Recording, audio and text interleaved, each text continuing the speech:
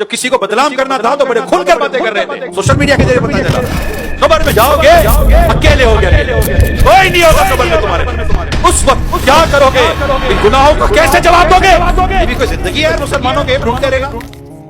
آپ کیا جانتے ہو یار؟ آپ کچھ بھی نہیں جانتے، آپ صرف سنی سنائی بات پر بیان کرتے ہو، آپ کو لگتا ہے شیطان نے کان میں آ کر کچھ پھونک دیا ہے۔ یہ اتنا بڑا پرابلم ہے ہماری سوسائٹی کا کہ کوئی کسی کے بارے میں بات کرتے میں آسرا کرتا ہی کوئی نہیں ہے۔ میں آپ کو دو تین چیزیں سمجھانے کی کوشش کرتا ہوں۔ اللہ نہ کرے آپ کے پاس کوئی شخص آ کر کوئی بات کرتا ہے، میں جانتا ہوں اس نے ایسا کیا ہے، ارے وہ ایسا ہے، آپ نے کیا کرنا ہے میں اب یہ بتا رہا ہوں۔ سوشل میڈیا کے ذریعے پتا چلا، واٹس ایپ کے ذریعے پتا چلا، اخبار کے ذریعے پتا چلا، ٹی وی کے ذریعے پتا چلا، کیا یہ سارے ذرائع ایسے ہیں کہ جس پر آپ آنکھ بند کر کے یقین کر لو گے؟ نہیں ہو سکتا نا۔ اب آپ کے پاس ذریعہ کون سا ہے؟ مجھے خود اس آدمی نے آ کر بتایا ہے۔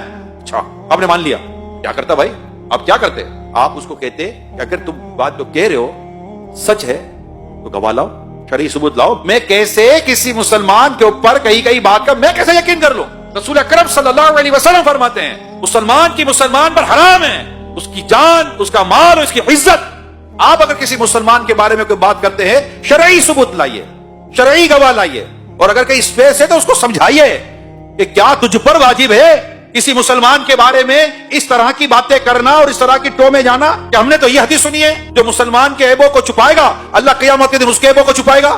اور اگر تمہارے پاس کوئی ایسی وجہ ہے کہ جس کی وجہ تم جانتے ہو کہ نہیں مجھے یہ بات کرنی چاہیے، تو کہاں کرنی چاہیے، کس سے کرنی چاہیے، کتنی کرنی چاہیے؟ کیا اس کی تم نے کبھی فلسفہ پڑھا ہے؟ کبھی اس کی لاجک پڑھی ہے؟ کبھی یہ سنا ہے؟ یہ اسلام و دین اور شریعت کی حکمت کی یہ باتیں کہیں پڑھی سنی ہے؟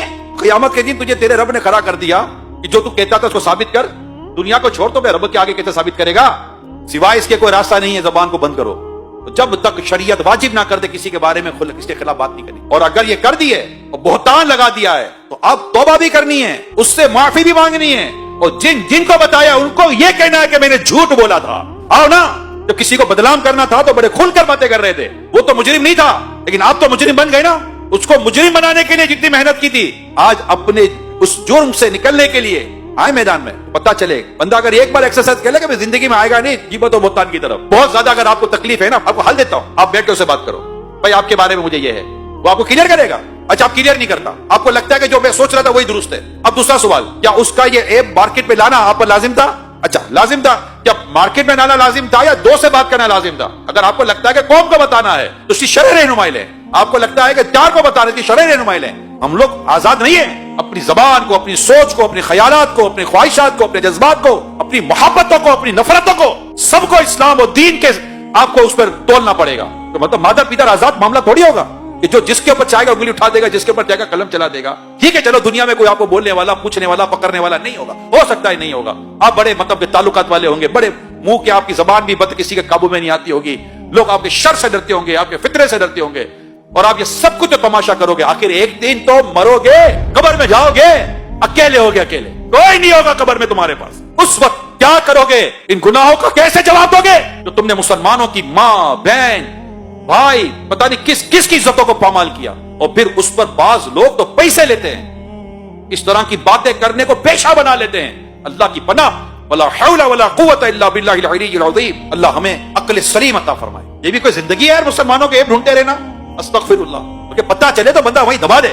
مومن وہ ہے جو اپنے لیے پسند کرتا ہے، اپنے بھائی کے لیے وہی پسند کرتا ہے۔ اللہ نہ کرے آپ کا ایک کسی پر ظاہر ہو جائے تو آپ کی کیا خواہش ہوگی؟